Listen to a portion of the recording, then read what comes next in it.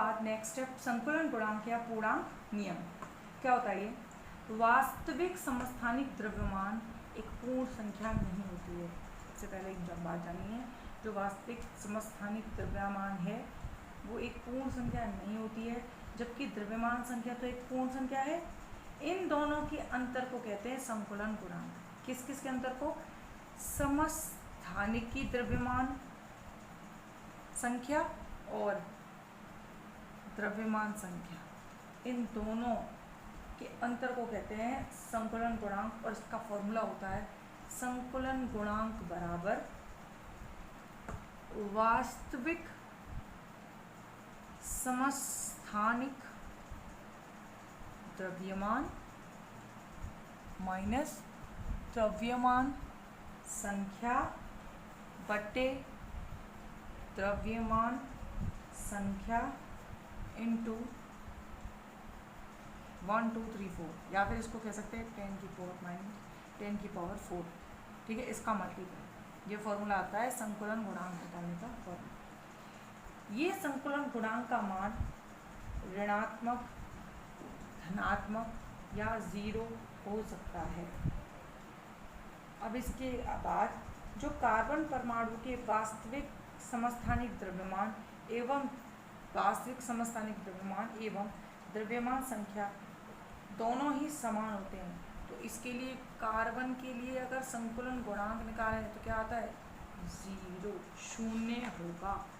ठीक है, कार्बन के लिए संकुलन गुणांक का मान 0 क्यों है? क्योंकि वास्तविक समस्थानिक द्रव्यमान और द्रव्यमान संख्या दोनों ही समान होती है, इसीलिए 0। धनात्मक मान में अगर हम किसी का धनात्मक मान आ रहा है संकुलन गुणांक का मान, उसमें क्या है कि धनात्मक मान में प्रोटॉन न्यूट्रॉन का वास्तविक द्रव्यमान जिनसे ये नाभिक बने होते हैं 1 से कुछ कम होता है, 1 से कुछ कम। ठीक है, इसके अलावा जिनके मान ऋणात्मक आते हैं तो ऋणात्मक मान से यह पता चलता है कि उसमें द्रव्यमान क्षति हुई है। तो देख लो, संकुलन गुणांक पॉजिटिव, नेगेटिव और 0 की कंडीशन है कार्बन, जिसमें वास्तविक समस्थानिक द्रव्यमान और द्रव्यमान संख्या दोनों ही बराबर होती है। धनात्मक का मान है प्रोटॉन व न्यूट्रॉन का वास्तविक द्रव्यमान 1 से कम है। अगर ऋणात्मक मान है संकुलन गुणांक का तो द्रव्यमान क्षति हुई होगी। यहाँ पर न्यूक्लियर केमिस्ट्री कंप्लीट होती है। इसके बाद है नेक्स्ट रेडियो केमिस्ट्री। अब हम रेडियो केमिस्ट्री पढ़ेंगे, या तो इसे पार्ट 2 समझ लो या फिर इसका नया टॉपिक समझो। क्या है रेडियो केमिस्ट्री? रेडियो रसायन। रेडियो केमिस्ट्री क्या है? विज्ञान की वह शाखा जिसके अंतर्गत रेडियो समस्थानिकों या फिर कहें रेडियो एक्टिव तत्व होते हैं, रेडियो समस्थानिकों के गुण व उपयोगों का अध्ययन किया जाता है। रेडियो रसायन कहलाती है। अगर हम रेडियो समस्थानिक तत्वों के गुण व उपयोगों का अध्ययन जिसका करेंगे तो होगी रेडियो रसायन। इसके बाद कुछ पॉइंट्स देखो इसमें।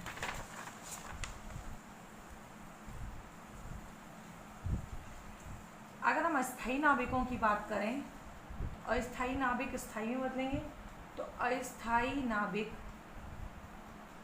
क्या करते हैं? स्वतः ही विकिरणों का उत्सर्जन करते हैं और किस में चेंज होते हैं? स्थायी नाभिकों में चेंज होते हैं।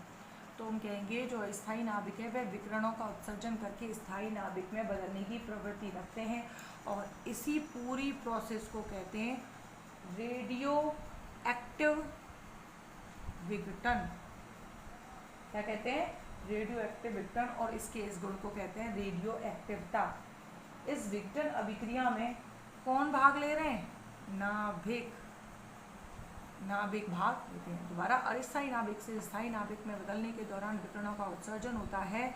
ये पूरी प्रोसेस रेडियो एक्टिव विघटन कहलाती है। उसका ये गुण रेडियो एक्टिवता कहलाता है, जो कि नाभिकों के द्वारा किया जाता है। एक पॉइंट। नेक्स्ट, रेडियो एक्टिवता एक्टिवता या रेडियोधर्मिता या रेडियो सक्रियता, इसकी खोज की थी, मैंने बताया था पहले भी एबीसी चैप्टर में। किसने, अगर हम न्यूक्लियर केमिस्ट्री में पढ़ा था तो किसने की थी? हेनरी बैकेरेल में 1896 में। इसके बाद नेक्स्ट सर पियरे क्यूरी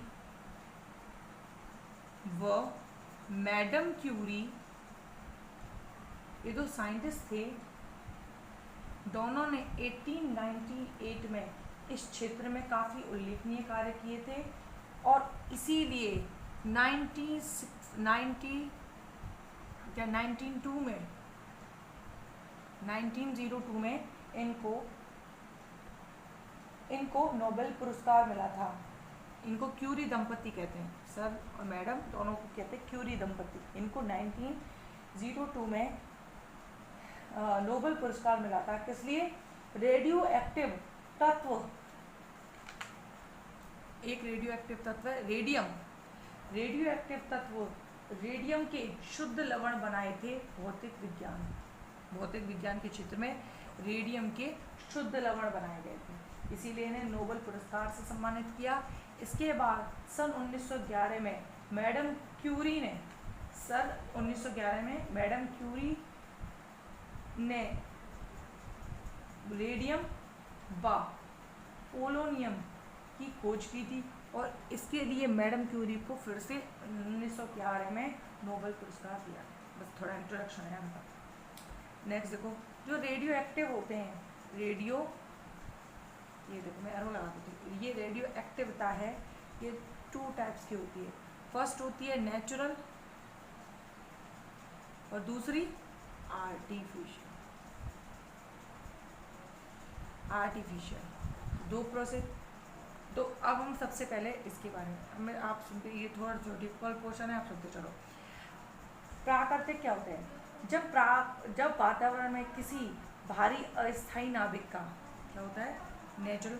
अब ऐसा होता है कभी कभी अस्थायी नाभिकों का स्वतः ही नेचुरली प्रोसेस होती है जिसमें अस्थायी नाभिक बने हुए होते हैं। वो अस्थायी नाभिक क्या करते हैं? अपने आप विघटित होते हैं नेचुरल रेडियो एक्टिविटी में। जो वातावरण के अस्थायी नाभिक होते हैं वो स्वतः ही विघटित होकर स्थायी छोटे नाभिकों में बदल जाते हैं और एनर्जी का उत्सर्जन करते हैं। इसको कहते हैं प्राकृतिक रेडियो एक्टिविटी। प्राकृतिक रेडियो एक्टिविटी में स्वतः ही विघटित हो जाते हैं और किसमें बदल जाते हैं? स्थायी नाभिकों में। प्रकृति में ऐसी 3 श्रेणियां हैं जो प्राकृतिक रेडियो एक्टिविटी का गुण प्रदर्शित करती हैं। कौन कौन सी है? एक तो यूरेनियम श्रेणी, एक एक्टिनियम श्रेणी और एक थोरियम श्रेणी।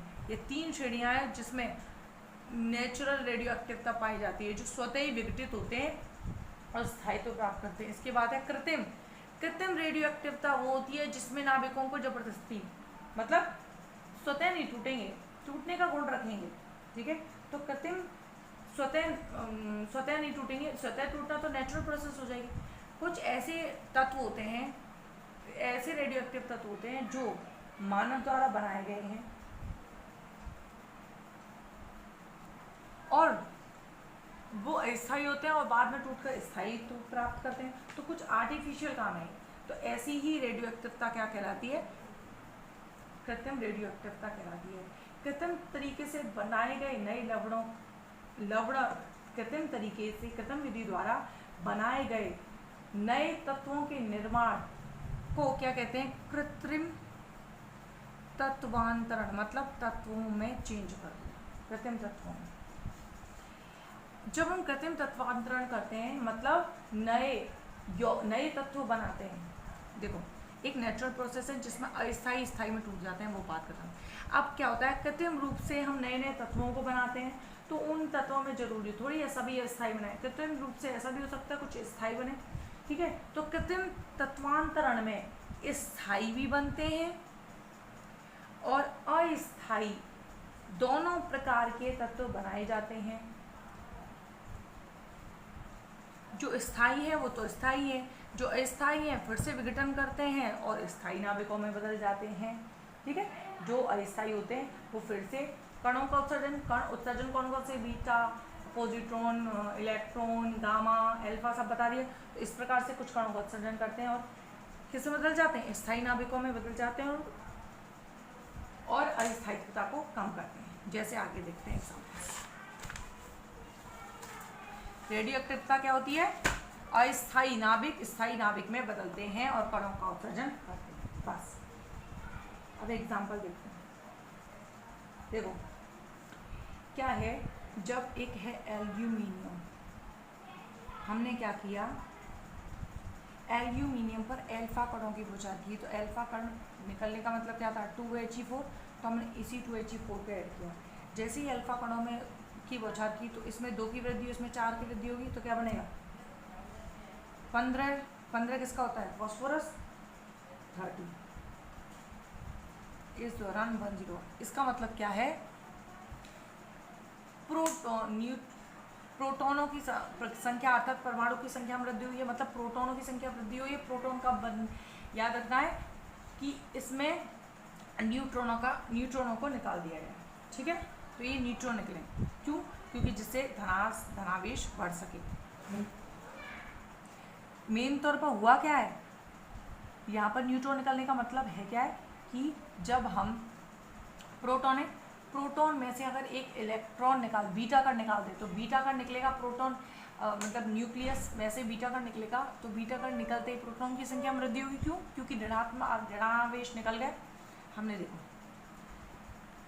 हमने न्यूट्रॉन निकाला, इसका मतलब क्या है, जब न्यूट्रॉन में हमें याद कैसे रखना है, P+ इलेक्ट्रॉन दोनों हैं, मतलब प्रोटॉन माइनस प्लस दोनों हैं। जैसे ही माइनस को निकाला, मतलब माइनस को निकालने पर उदासीनता कम, मतलब प्रोटॉन वो न्यूट्रॉन निकल गया, पॉजिटिव चार्ज बढ़ा, पॉजिटिव चार्ज बढ़ा तो प्रोटॉन की संख्या बढ़ी, मतलब 15। ऐसे याद रखना। ठीक है, अब देखो, अगर ये इसमें जैसे अल्फा कणों की बौछार की, क्या बन गया, एल्यूमिनियम से फास्फोरस बन गया। अभी विघटन और होगा, जब तक होता है जब तक स्थायी नाभिक, फिर से विघटन। अब देखो जैसे ही विघटन होगा, क्योंकि देखो जैसे ही हमने हीलियम डाला, हमें तो सही चाहिए थी सिर्फ एक की वृद्धि, हमें चाहिए था 14 सिलिकॉन 13 बने। क्या बने, 14 सिलिकॉन 30 बने। लेकिन क्या अगर हम अल्फा कणों की बौछार करेंगे तो ये बना है, तो हमने अल्फा कणों की बौछार करने पे ये तो बना लिया, ये बना स्टेबल नहीं है, फिर क्या होगा, फिर से विघटन होगा। अगर हम क्या करें, इसमें से एक पॉजिट्रॉन निकाल दे, पॉजिट्रॉन मतलब याद रखो प्रोटॉन निकल गया, तो क्या बन जाएगा, प्रोटॉन एक निकला तो 14 किसका, सिलिकॉन, 30 और क्या निकाल दिया हमने, 1B0, मतलब पॉजिट्रॉन निकाल दिया। तो इस तरह से लगातार विघटन की प्रोसेस चलती रहती है। इसके अलावा और एग्जाम्पल आपके नोट्स में दिए गए हैं। इसमें उपरोक्त अभिक्रिया में क्या किया है, फॉस्फोरस का, पहले तो फॉस्फोरस कृत्रिम विधि से बनाया, अल्फा कणों का की बौछार करके पहले तो फॉस्फोरस अभी कृत्रिम विधि से बन गया, लेकिन ये अनस्टेबल बनाए कृत्रिम से। अगर स्टेबल होता तो वहीं रुक जाए, अनस्टेबल बनाए तो विघटन करके किसमें बदल गया, स्थायी में। ठीक है,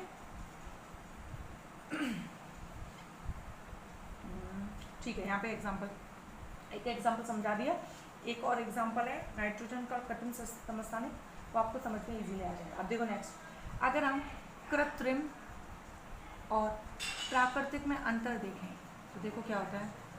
फर्स्ट, प्राकृतिक, जब वो नेचुरल प्रोसेस है, मानव द्वारा करवाई नहीं जा रही, तो उसका वेग नियंत्रित हो सकता है, नहीं, तो वेग नियंत्रित नहीं कर सकते, लेकिन इसको नियंत्रित कर सकते हैं। क्यों, सॉरी दोनों उल्टा कर दिए, यहाँ प्राकृतिक या कृत्रिम है, ठीक है ना, तो देखिए